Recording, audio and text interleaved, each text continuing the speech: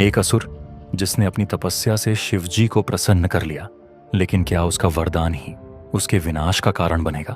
कहानी शुरू करने से पहले हमारे चैनल को सब्सक्राइब करके इस वीडियो को अपना प्यार भरा एक लाइक जरूर दीजिए। बहुत समय पहले की बात है, जब पृथ्वी पर असुरों और देवताओं के बीच युद्ध होते रहते थे।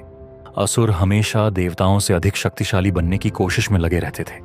ऐसे ही असुरों में से एक था भस्मासुर। वह अत्यंत बलशाली और चतुर था, लेकिन उसे सिर्फ शारीरिक शक्ति से संतोष नहीं था।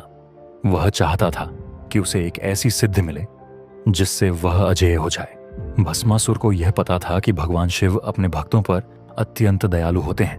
यदि वह कठोर तपस्या करे तो भोलेनाथ उसे अवश्य कोई वरदान देंगे।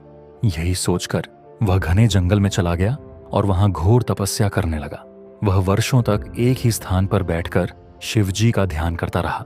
पहले उसने भोजन त्यागा, फिर जल भी छोड़ दिया और अंत में केवल वायु ग्रहण कर तपस्या करने लगा। उसकी कठोर तपस्या से देवलोक भी कांप उठा। देवता भयभीत हो गए कि यदि भस्मासुर को कोई महाशक्ति प्राप्त हो गई तो वह समस्त लोगों के लिए संकट बन जाएगा। वे सभी भगवान शिव के पास गए और उनसे अनुरोध किया कि वे उसे वरदान न दें, लेकिन भोलेनाथ तो भोले हैं। जब उन्होंने देखा कि भस्मासुर इतनी कठोर तपस्या कर रहा है तो वे प्रसन्न होकर उसके सामने प्रकट हो गए और कहा, भस्मासुर, मैं तुम्हारी तपस्या से प्रसन्न हूं। जो भी वरदान चाहो मांग लो। भस्मासुर पहले से ही अपनी योजना बना चुका था। उसने कहा, हे महादेव, मुझे ऐसा वरदान दीजिए कि मैं जिसके सिर पर हाथ रखूं वह तुरंत भस्म हो जाए। शिवजी भोले थे। उन्होंने बिना किसी संदेह के उसे यह वरदान दे दिया, लेकिन उन्हें नहीं पता था कि यह निर्णय उनके लिए ही कितना घातक साबित हो सकता है। जैसे ही भस्मासुर को वरदान प्राप्त हुआ, उसका मन अहंकार से भर गया। वह सोचने लगा, अब इस संसार में कोई भी मेरा सामना नहीं कर सकता। मैं जिस पर चाहूं अपना हाथ रख दूं और उसे भस्म कर दूं। उसने पहले इस शक्ति की परीक्षा लेने के बारे में सोचा, लेकिन उसे कोई सही व्यक्ति नहीं मिला। तभी उसके दिमाग में एक भयानक विचार आया, क्यों न मैं पहले इसे स्वयं शिवजी पर आजमाऊं। जैसे ही उसने यह सोचा, वह तुरंत शिवजी के पास गया और बोला, महादेव, आपने मुझे इतना अद्भुत वरदान दिया है, लेकिन मुझे इस शक्ति की परीक्षा लेनी होगी। मुझे देखना होगा कि यह सच में काम करता है या नहीं।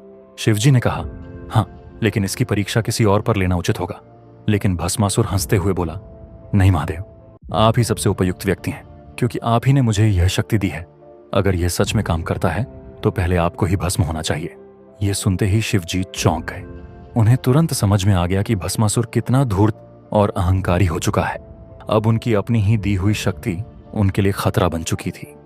उन्होंने बिना समय गंवाए वहां से भागना शुरू कर दिया, लेकिन भस्मासुर भी किसी से कम नहीं था।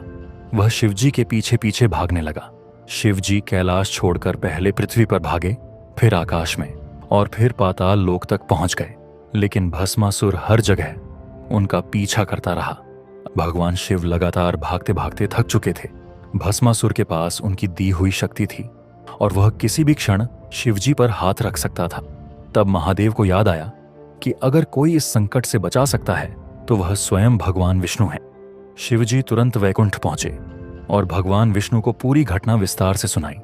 विष्णु जी मंद मंद मुस्कुराए और बोले, महादेव, हर समस्या का समाधान बल से नहीं बल्कि बुद्धि से भी किया जा सकता है। बस मुझे थोड़ी चतुराई दिखानी होगी। इसके बाद भगवान विष्णु ने एक अद्भुत रूप धारण किया।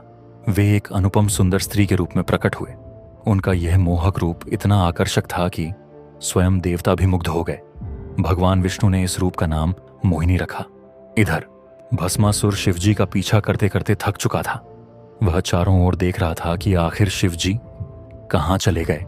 तभी उसकी नजर सामने खड़ी एक अनुपम सुंदर स्त्री पर पड़ी। वह मोहिनी को देखकर मंत्रमुग्ध हो गया। भस्मासुर ने मोहिनी के पास जाकर कहा, हे सुंदरी, तुम कौन हो? तुम्हारी जैसी सुंदर स्त्री मैंने पहले कभी नहीं देखी। मोहिनी ने मुस्कुराते हुए कहा, मैं कोई साधारण स्त्री नहीं हूं, लेकिन मैं केवल उसी पुरुष को चुनूंगी जो मुझसे नृत्य में जीत सके। भस्मासुर हंस पड़ा और बोला, नृत्य? यह भी कोई चुनौती है? मैं तो किसी भी प्रतियोगिता में जीत सकता हूं। मोहिनी ने चतुराई से कहा, अगर तुम सच में इतने कुशल हो तो आओ, मेरे साथ नृत्य करो। जो मेरी तरह हर मुद्रा को दोहराएगा वही विजेता होगा। भस्मासुर अपनी शक्ति के घमंड में चूर था।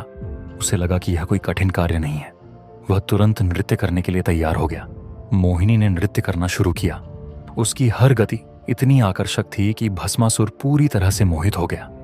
वह उसकी हर मुद्रा को दोहराने लगा।